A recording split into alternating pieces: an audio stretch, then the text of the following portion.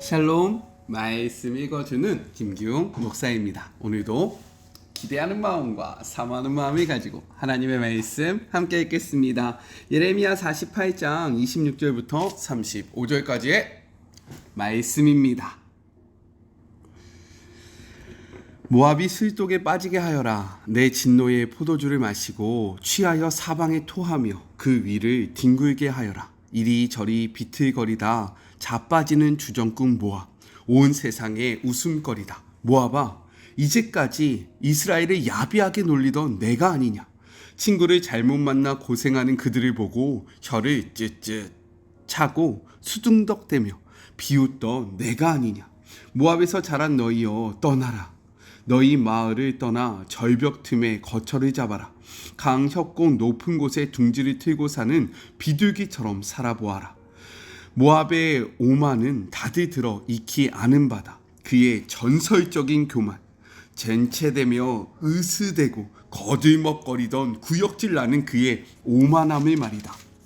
하나님의 포고다. 나는 모압의 큰 소리가 그저 허풍이요 그의 거드름은 허세에 불과함을 알고 있다. 하지만 내가 모압을 위해 울어주리라. 그렇다. 내가 모압 백성을 위해 애곡할 것이다. 길헤레스 백성을 위해서도 애곡하리라. 내가 신마의 포도나무들을 위해 울겠고 야스엘과 같이 울어줄 것이다.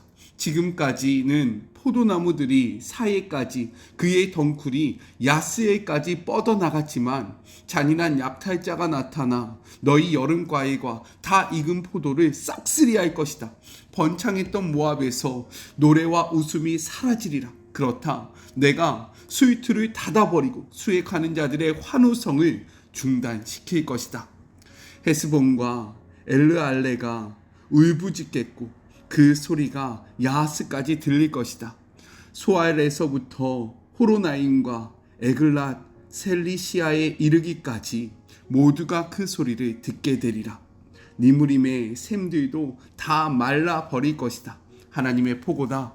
내가 모압의 높은 곳에 올라가 신들에게 제물을 불살라 바치던 일을 멈추게 할 것이다. 이것은 하나님의 말씀입니다. 모압을 향한 하나님의 심판의 메시지가 계속 이어지고 있습니다. 오늘 본문을 통해서는요, 왜 모압이 심판을 당했는지, 심판의 두 가지 이유에 대해서 한번 생각해 보았으면 좋겠어요. 먼저 첫 번째, 이스라엘을 조롱했던 모압에 대해서 이야기하고 있어요. 27절입니다. 내가 이스라엘을 조롱하지 아니하였느냐? 그가 도둑 가운데에서 발견되었느냐? 내가 그를 말할 때마다 내 머리를 흔드는도다 라고 말씀하고 있습니다. 모압은요, 이스라엘과 혈연적으로 매우 가까운 민족이었어요. 왠지 아시죠? 아브라함의 후손은 이스라엘이고 룻의 후손이 바로 모압입니다. 그런데 아브라함과 그리고 룻은 친척 관계였다라는 거예요. 그렇기 때문에 이 두 민족은 혈연적으로 아주 가까운 그러한 민족이었습니다. 그럼에도 불구하고 이스라엘이 아수르와 바벨론에 의해서 어려움을 당할 때에 형제의 아픔에 함께 슬퍼하고 어떻게 하면 형제를 도울 수 있을까 고민한 것이 아니라 오히려 그들이 도적질의 현장에서 잡혀서 수치를 당하는 것처럼 여기면서 더 그들을 조롱하고 그들을 비웃었다라고 성경은 이야기하고 있는 겁니다. 특별히 내 머리를 흔든다라는 이러한 표현이 있지 않습니까? 네, 제가 지금 머리를 흔들고 있는데 이러한 표현은 이스라엘에 대한 모압의 마음이 얼마나 악했는지를 보여주고 있는 거예요. 왜냐하면 당시 문화 속에서 이러한 표현은 상대방을 향한 경멸의 몸짓이었다라고 이야기하고 있기 때문인 겁니다. 더욱이 중요한 것은 무엇이냐면 이러한 행동이 한 번 있었던 것이 아니라 성경은 무엇이라고 이야기합니까? 때마다, 즉 어떤 일이 있을 때마다 언제나 빠짐없이 이러한 경멸의 행동을 보여줬다라는 거예요. 형제의 아픔에 함께 아파하는 것이 아니라 그들을 경멸하고 조롱하고 비아냥거리던 이가 바로 모압이다 라고 말씀하고 있는 겁니다.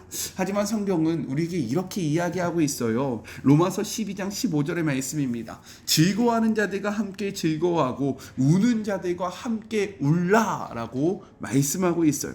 상대방의 아픔과 슬픔에 함께 동참하라는 겁니다. 왜요? 내 이웃을 내 몸과 같이 사랑하라는 하나님의 그 말씀이 있기 때문인 겁니다. 그러니까 형제의 아픔은 곧 나의 아픔이 되는 거고, 형제의 기쁨은 곧 나의 기쁨이 되는 거예요. 하나님도 이 모압을 향하여 심판을 내리지만 무엇이라고 말씀하십니까? 내가 너와 함께 울고 있다. 멸망하는 너희들을 바라보며 내 가슴이 정말로 너무나도 아파하고 있다라고 이야기하고 계시는 거예요. 이것이 바로 성경이 이야기하는 이웃을 대하는 태도의 모습인 겁니다.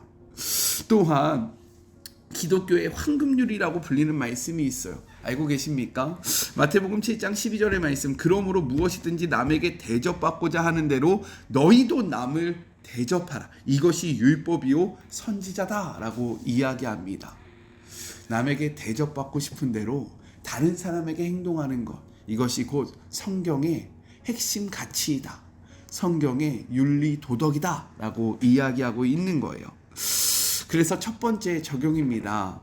나는 주변의 아픔과 슬픔을 어떻게 반응을 하고 있는지 나의 모습을 한번 돌아보세요. 그리고 웃는 자와 함께 웃고 우는 자와 함께 울라는 말씀을 기억하며, 또한 남에게 대접받고 싶은 대로 다른 이를 대접하라는 말씀을 기억하며 이웃을 대하는 우리의 모습이 달라질 수 있게 해달라고, 하나님의 말씀을 닮아갈 수 있게 해달라고 기도하는 그런 복된 하루가 되었으면 좋겠습니다.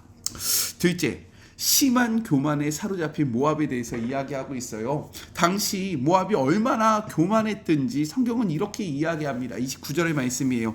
우리가 모압의 교만을 들었나니 심한 교만, 곧 그의 자고와 오만과 자랑과 그 마음의 거만이로다 라고 이야기합니다. 교만한 마음을 표현할 수 있는 모든 비유들을 다 끌어다 썼어요. 그만큼 이들은 완악하게 교만했다라는 겁니다. 완전한 교만, 극심한 교만을 가지고 있다라는 거예요. 교만이 뭔지 아십니까? 교만은 스스로를 높이면서 하나님을 무시하는 태도를 나타내고 있는 거예요. 시편 101편 5절의 말씀입니다.